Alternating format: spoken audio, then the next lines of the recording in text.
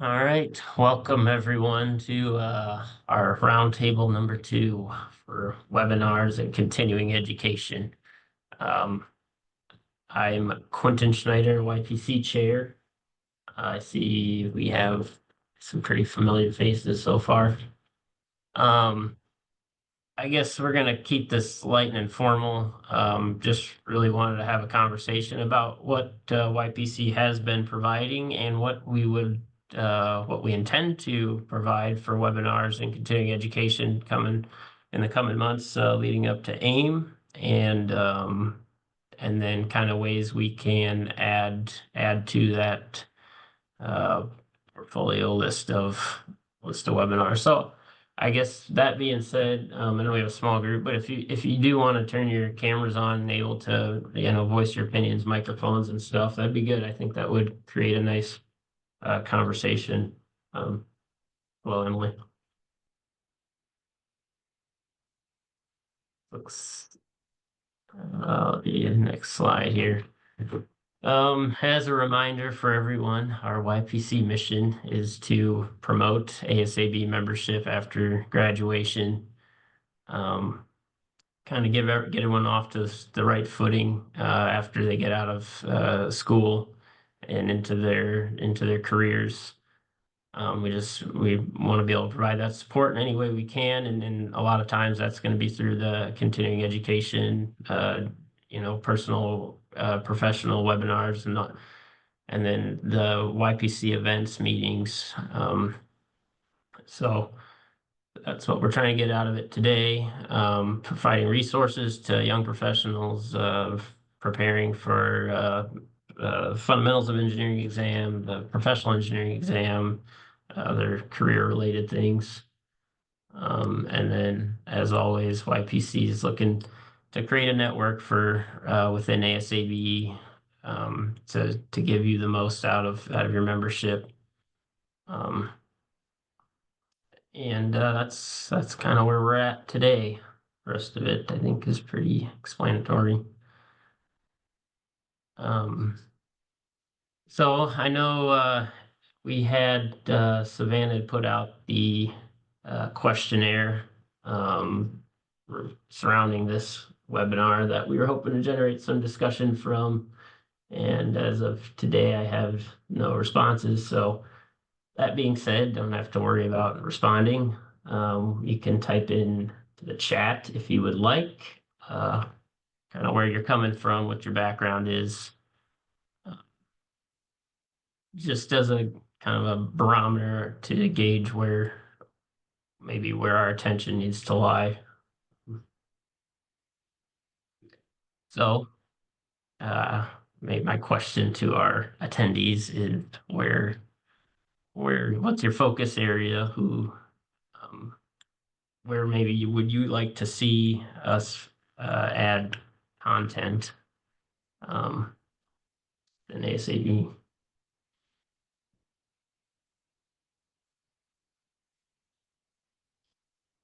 Yes, got some natural resources, environmental systems.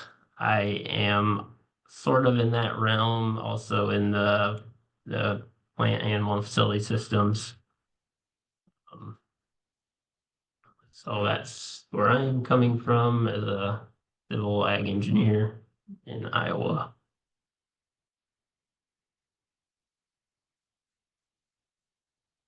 And I will go.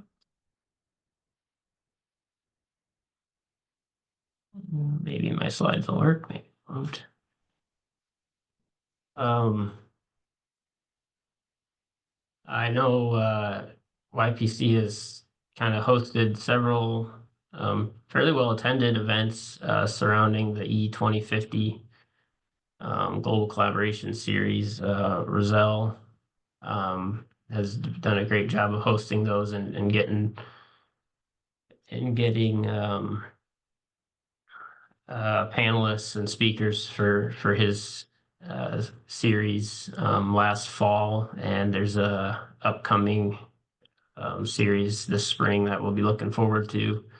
And then also the YPC Standards and Technical Community um, uh, Committee has put on several webinars as well that have, I think, also been well received. So kind of building off that momentum, maybe I'll ask if you guys were able to attend any of those and maybe what you thought of them or uh,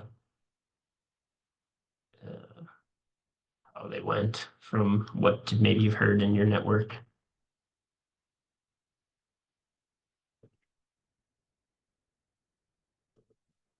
Anything? I attended several of them and I thought they went well. I think for like the standards and technical communities, most of them were just like on informative panels. And Mm. maybe in the future, like moving towards actual presentation of like learning information rather than just being like, how can we get involved? I feel like is more of the focus of them currently. Yeah. So that, I guess that being said, having I guess I don't know, Emily, do you do I guess would it be beneficial in your position to have more like technical design type content or would it be like I don't even know what. I guess, I mean, standards with water resources kind of get hard, but Yeah. maybe I guess where I was coming with that is like for the large language models one, there could have been opportunity to like actually learn about large language models, like the technical aspects of it, and instead it was. I think the first part is like what is a discussion around, Just introductory discussion yeah, and and yeah, then yeah. next one maybe move into like actual technical kind of information. Yeah, best practices for Yeah. using it and how to get the most out of it or something Hmm. along those lines maybe.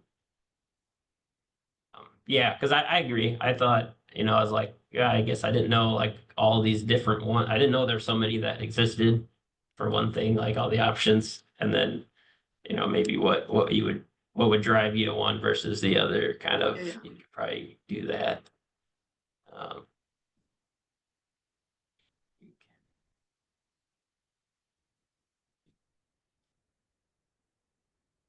but yeah, so yeah, I think maybe like in the series format where there's several, lumped Mhm. in under a category. I don't know if that seems like it could work out pretty well.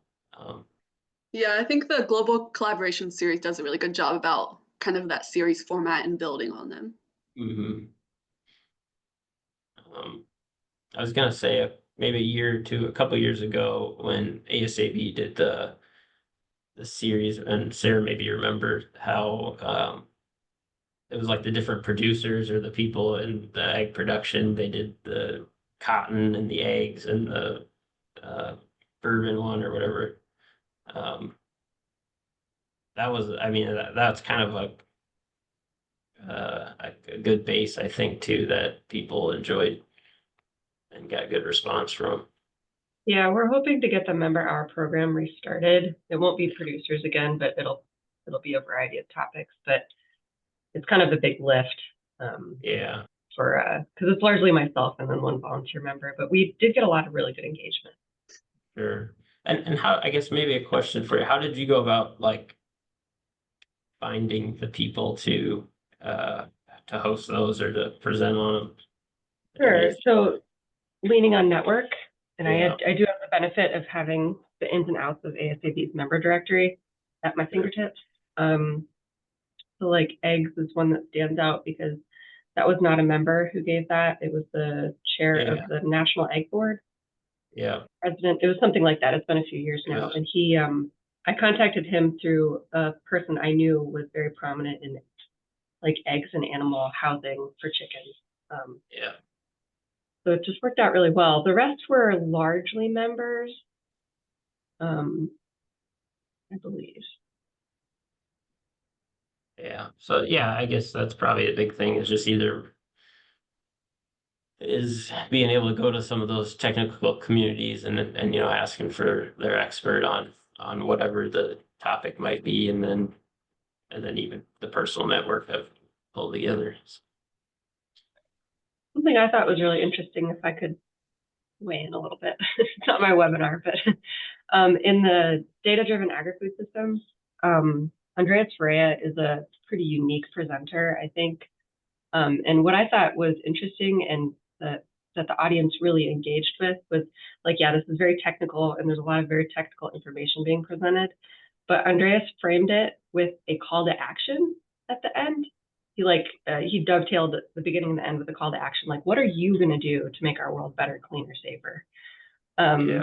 And I thought that was such an interesting, but maybe me as staff, I'm reading this differently. I don't know if that's seen as maybe too prescriptive, but it's hard to replicate too, because Andreas is kind of a unique sort of speaker that I've seen. Yeah, no, I was trying, I do recall that, and it's one of those things like you hear that at the end and you're like, yeah, I want to do it. And then it's like, oh yeah. And then I get busy right away with everything else. And so, Yeah. So I think it was good. And it was like, because I do remember like, right after that, looking up the technical society or whatever that he was, presenting on and being like, oh, how do you get involved, or why can't I, or is that something that I could feasibly work into my schedule or whatnot? But, yeah, that was a good aspect of that one too.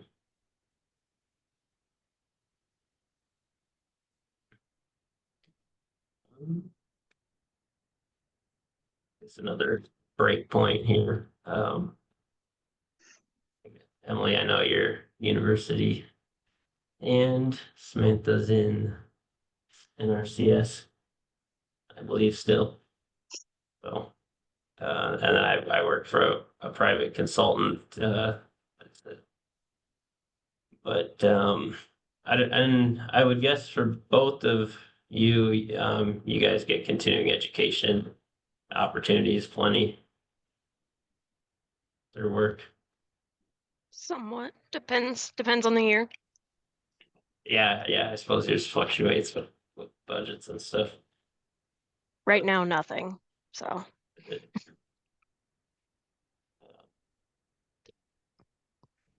When I guess before, in years when you were able to, do you feel like there's been enough opportunity to go? I mean, to fill credit hours or whatever.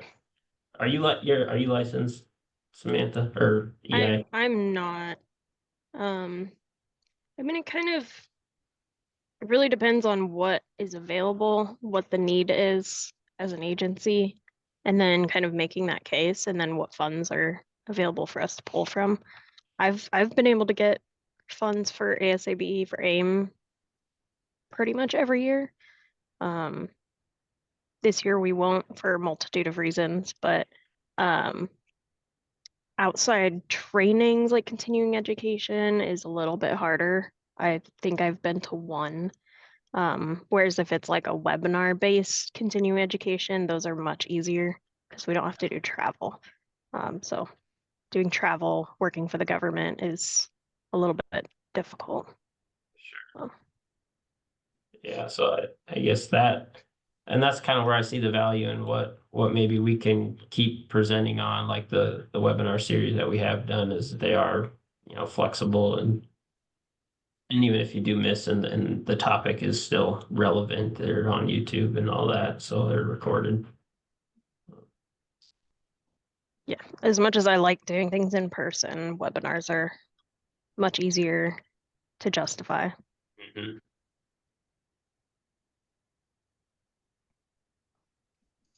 Is there any, I guess, what in-person type things maybe would make it worthwhile? I wonder if that's definitely a lot harder to coordinate outside of. Yeah, Or, it's much harder. yeah. I mean, yeah, AIM is nice because there's a lot of topics all in one. Whereas like other continuing education would have to be like topic specific, and it would kind of depend on how it relates to my job. They like to send us to stuff that are like very, very specific. Like I went to St. Louis for a week for a dam inspection training. So very specific job related things. Like I wonder, like if there's any value in sending IPC or YPC members or to like I know there's an Iowa Water Conference or there's, drainage conferences all over. If any kind of those in-person ones, having a presentation there, even maybe a technical presentation sponsored by YPC, just to try to branch out that ASABE arm, I suppose. I know SWCS would probably be a really good one. Soil and Water Conservation Society. Sure. I'm involved with them as well, and usually when I go, I tend to be one of the few engineers that actually goes to that. But they definitely need more engineer involvement there. And there's always some presentations that are really related to like what we do with ASAB as well. It's beneficial. Is that I what just feel very out of place and lonely when I go. So yeah, I can definitely find yourself in some interesting spots. Hit or miss ones. Where is that one? Is that one a rotating one, or is that one in a one spot every year? it rotates as well. Okay. I think they were in South Carolina this last year. Not sure where they're at this year. I didn't look. California. California, okay. Mhm. I don't know, it's difficult to like. I just wonder if that would help kind of our representation get more out of it if, you can't convince YPC members or ASAB general members to go to, I mean, if they're already at these events and then maybe we hosted a session there, if there'd be any value to that. Throughout the year, non-aim tied, so. I think it's just like a general ASAB member, it'd be nice to see some of that representation at relevant conferences and stuff. Like maybe start with ATEC, since it's one of ours, and like the specific YPC session at ATEC. Yeah. And having them be technical focused, I think that, and I guess in my opinion, that's more beneficial or more reason for me to attend is to try to learn something like that than some of the other, I guess there's like some of the, I call them the personal professional ones, like the work life stuff it's good, but it's like if you can focus around the technical aspects, I think that's kind of a stronger core than some of that other, or maybe easier justification, like you're saying, Samantha, um, than some of the other ones, but I don't anticipate week-long dam training or dam assessments. See. And yeah, I guess that was kind of how I put this list together. What are relevant things to focus presentations on? Are there softwares that you would like to use that don't know how to use, or you've heard of or other colleagues use, that might be worthwhile. General building construction practices, installation of, water, I mean, culverts, stormwater, BMPs. If it seems like, sometimes you go through school and more it's, there's fewer people with a straight ag background, and then you get thrown into a line of work where you are dealing with production agriculture and stuff, and if maybe that's just something where we could add more exposure to some of those things as it's relevant to ASAB members. Um, Have we done CPDs outside of AIM? Not that I can think of while I've been through. Maybe at ATEC a few years ago. I don't know for sure. But Just an idea I had because you mentioned like software. I know it's something I'm on the external advisory committee for the ABE department at Iowa State as well. And something a lot of us have talked about is the use of Power BI. That's kind of up and coming, and a lot of like research is learning to use it, and students are learning to use it. But those of us who are already in industry have never used it before, have never seen it before. So maybe some technical training on the basics of what it is, how to use it, things like that might be useful. Because I know most of our committee, it was mentioned last year. Somebody brought it up and we were all like, what is that?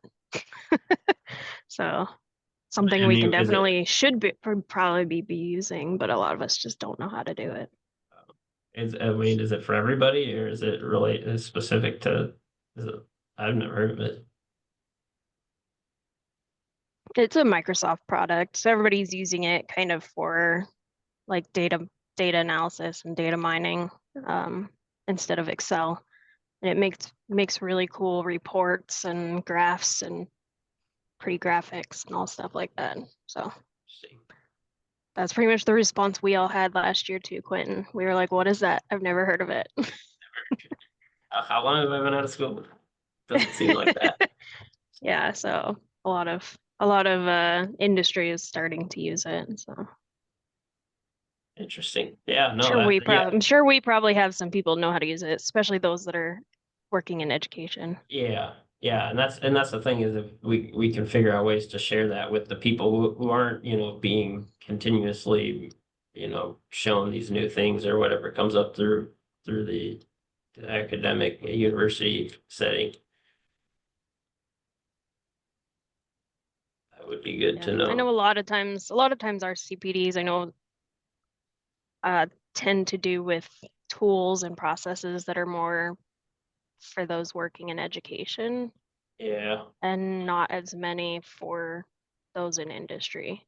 And I know yeah, part of that is majority of our members work in education as well. So yeah. So yeah, you can kind of have that built-in attendance, I guess, and knowing that. yeah, But I mean, I haven't attended them, but I've never found them extremely relevant either. So yep. it's kind of why go. So, Yeah, but all the yeah, ones not just Sushant puts on, I've never gone to any of them because yeah. they're not relevant.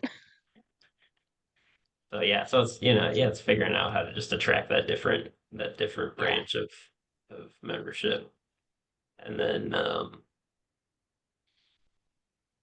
yeah, something else that kind of I've been sort of circling around is just like when you are in industry or consulting work, it's all the different codes all the time, that you might have got a taste of in school, in undergrad, and then never really got to use in a open setting, uh, the open design setting or whatever. So um, I don't know if you guys found either of those kind of the same struggle sifting through some of those things that you maybe weren't as familiar with.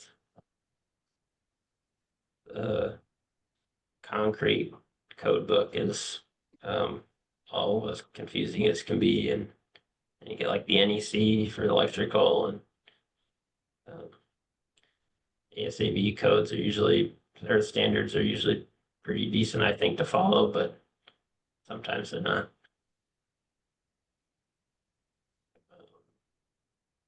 Yeah, with And, government, we have our own and yeah, standards, so kind of makes it a little bit easy for us, I yeah, guess, in a way. that's true. To Um, go through so the we Army are, Corps standards. we are, actually, I don't know how many of you know, but we're losing access to ASAB standards, as an agency. So Oh, that's kind of gonna have that's a a bummer. big impact, not necessarily on a day-to-day basis, but kind of at the national level, because a lot of the NRCS standards are based off of ASAB standards. Mm, So that's something way above my pay grade that they're gonna have to figure out. A lot of yeah, them are members, so they probably still have access anyways, but sure. um, But yeah, I guess a free product available to you, you won't be able to. Yeah. Through work. Unless you're a member, so I'll still have access. They technically said they terminated the contract, but most of the employees still have access for some reason. I'm not gonna complain about it, but Yeah. Yeah, no, that's surprising. I mean, I guess I kind of see there's some redundancy in that with the NRCS, but knowing how they've developed some of their standards using, I would yeah. have And said, we have some standards that refer back to the ASABE yeah, standard, so you think you would and still need so access to those. yeah, maybe they'll figure that out in the future. Yeah, they'll realize someday, hopefully. We're looking at it as not a permanent change.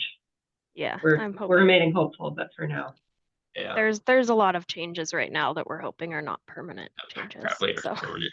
just rolling with it.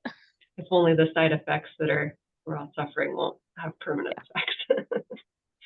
Exactly. Yeah, Samantha, it's not really the point of this webinar, but if you know of people who are not members and could benefit and maybe don't want to pay the dues, send them to me and we can work something out.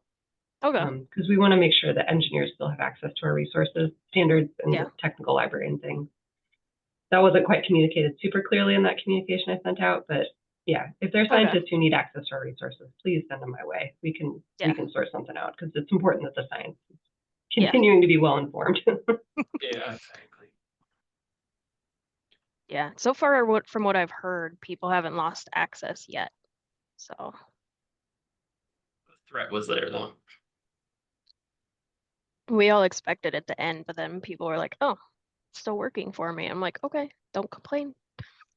Have you noticed other vacuums, like other subscriptions that are being lost? Do you know? I have no idea. Yeah, okay. Yeah. I know we still have ASTM standards, so I believe we still have ANSI and IBC. So Yeah. And then I guess on the professional development type stuff, I don't know if I find a lot of those pretty useful, I think, especially as a young professional, those things are they're good to hear from other people's experiences. How they juggle the different aspects of um, you know, project management teams and but then also I guess something that has been sort of eye-opening in my career so far is just how big the contracting is and being able to deal with um, uh, different scenarios that come up, whether it's with contractors or just even on a project basis. So some of those case studies are kind of interesting too. And I guess I didn't know if I was the only one that found that interesting or if that was everybody.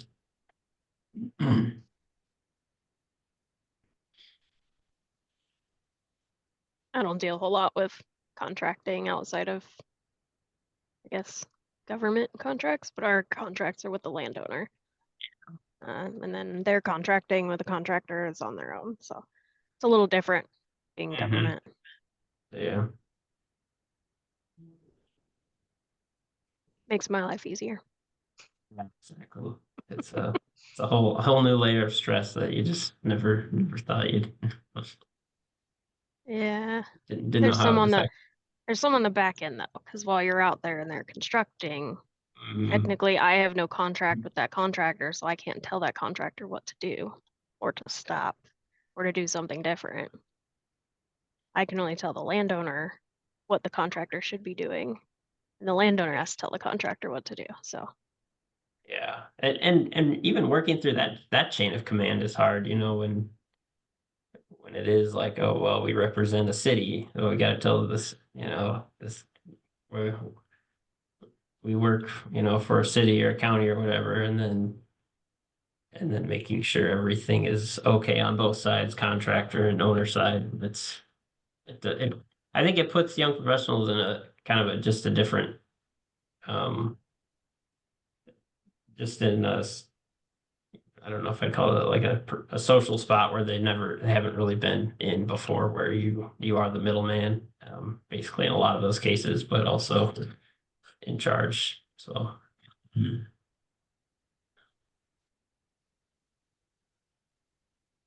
And similarly, we would discuss AIM events.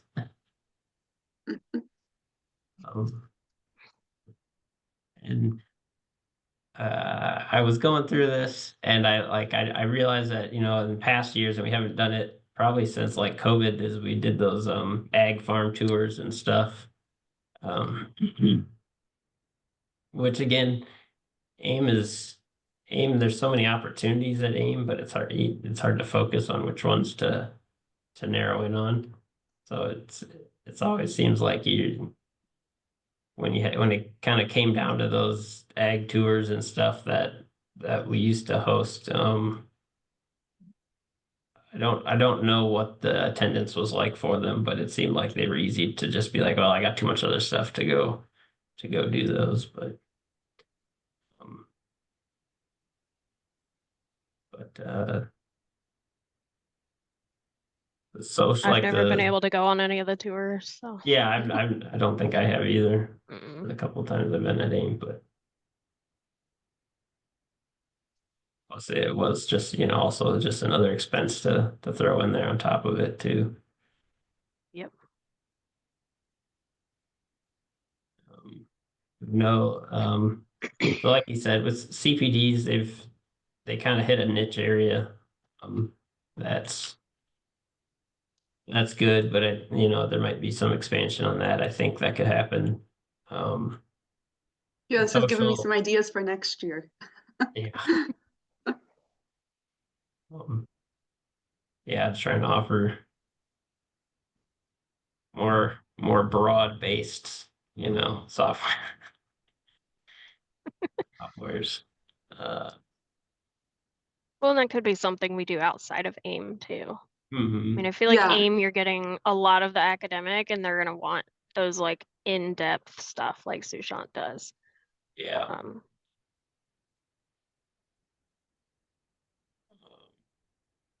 Yeah, because what computational fluid dynamics simulation and controlled environment ag. Yeah, it's just um yeah, very specific, but I don't know how that works.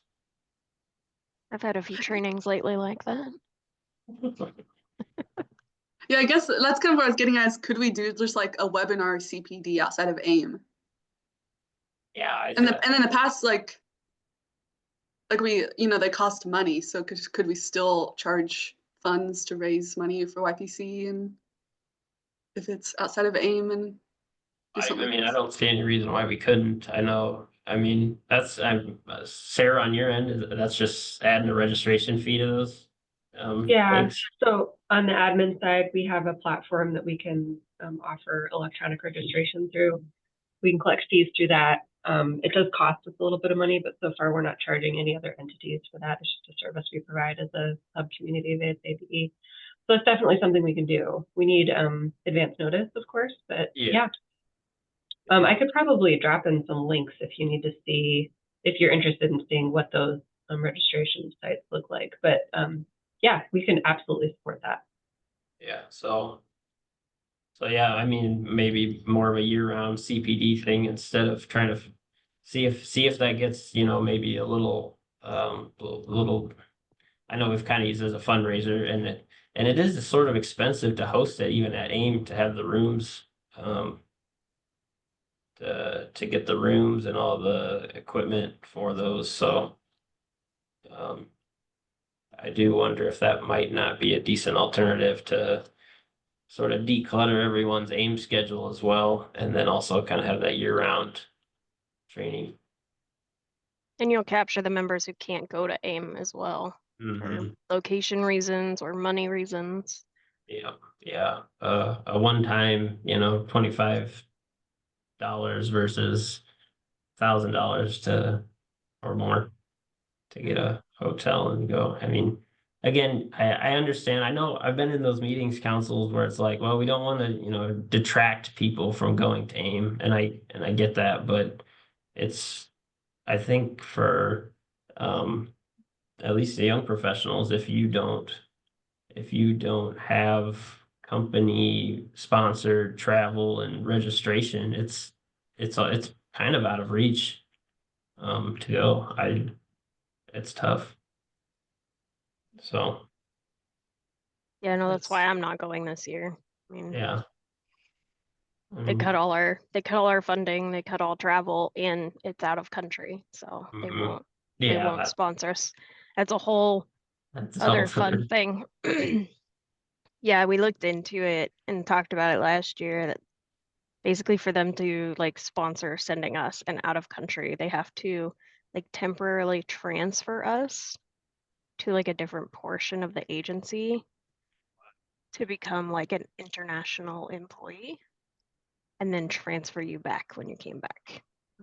There's some weird passport stuff too, right? Like you have to Yeah. have a to send government complexity. spies Yeah, to it's like a Canada. government, yeah, it's a special like government.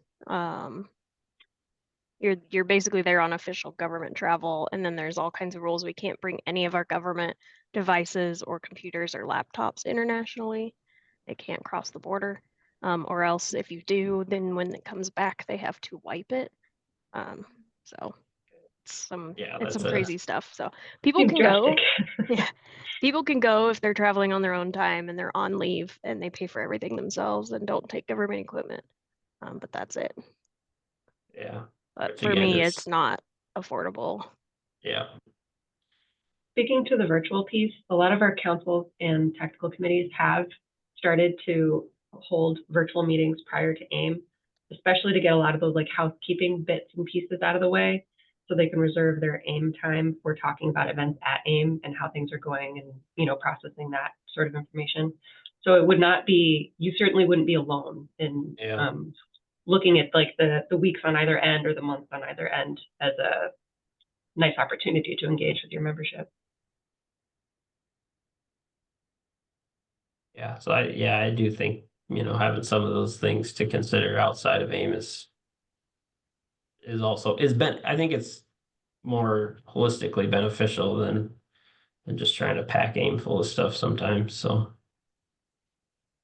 um and then what else do we got? And then yeah, and then our social events they're usually a pretty good hit for those, but I know the fun runs kind of suffered a little bit for whatever reason in recent years. So maybe finding the alternative athletic extracurricular event. I think part of it is kind of with the socials when we do it, the day before AIM starts and it's first thing in the morning. Most of us aren't getting there. If we're getting there the day before, we're not getting there till afternoon or late afternoon the day before. Yeah. Because to do that in the morning the day before means you have to be to AIM 2 days before, essentially, unless you're within driving distance. Yeah. And there you again add on more expense, and it's like, well, Yeah. for what? I guess I missed out on it. Yeah, because like I've never been able to go to the social either because it's always the day before, and I'm usually rolling in So I think that's late. why we moved it to Saturday night this year, Yeah, I think, instead of or Yeah, Sunday night yeah, instead of both of Saturday those Sunday night. have night been this year. moved. Yep. So Yeah, hopefully we have increased attendance. Is the and fun that'll run be on awesome. Monday now? Yeah, Yeah. before, yeah, Okay. opening session. Okay. So that's Nice. unfortunately it's in Canada. Yeah, I won't be there. I'll be there in spirit. Exactly. I'll be sitting here wishing I was there. Well, hopefully Indianapolis next year will be a easier That'll Yeah, be I'm sell much not, for your easier. leadership. I think I That's a gotta pretty short drive for many of us. have to make Yeah. that work. Yeah. Um, They just need to move AIM to Des Moines sometime. We did great in Omaha, Yeah, Middle Americas. Des Moines would be a good one. those like the rule out factors for I don't know if some of those were self-imposed or if those were all kind of necessary, but there's a lot of the hotel size limit restriction type stuff that is just wild Yeah. to accommodate, especially I would guess in like Des Moines where I would assume you'd have a pretty good attendance, probably same as Indianapolis. So it's having everyone be able to show up there and then where to put them all. Yeah. I know we had the national SWCS meeting here in Des Moines, I don't know, two or 3 years ago. And it went over really well. So Would more than 1,000 people, probably. probably, yeah. Yeah. Yeah, that'd be good.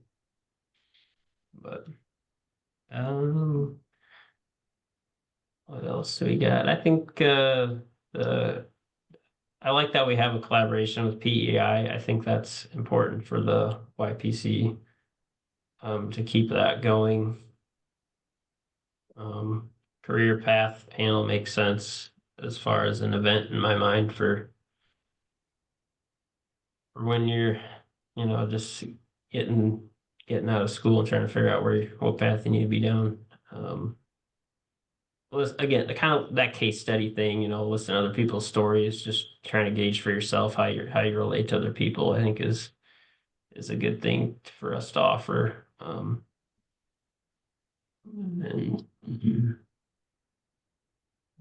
what else? I don't know. Any more thoughts on any of those?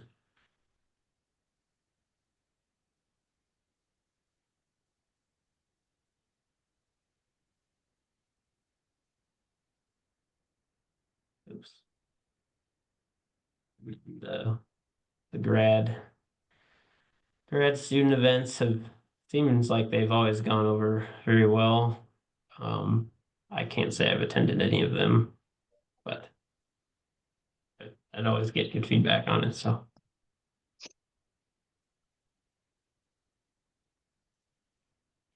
I know there was something about the department head meet and greet that they tried moving it around, but it seemed like it worked best as a breakfast. I can't recall what the change was there. Yeah, last year it tried to be in the evening on Sunday. And it was like half of it was like we had a guest speaker. And it was just hard for people to attend. I think there was just too much going on.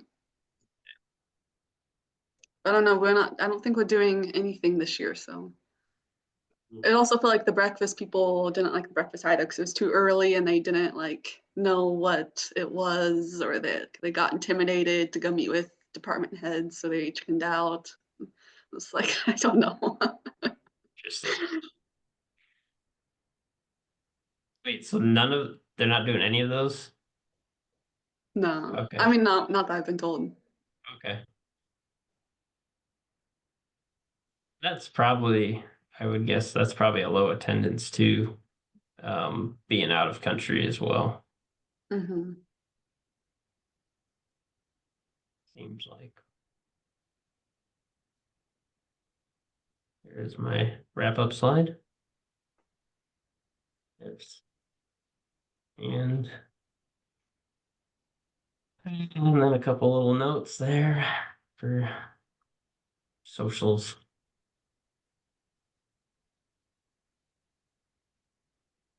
Any other thoughts on anything?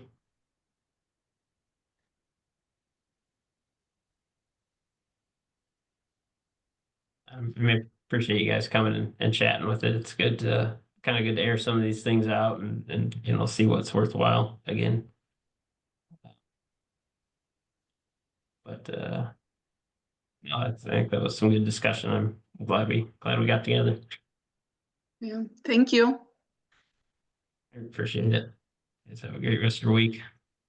You too. Thanks.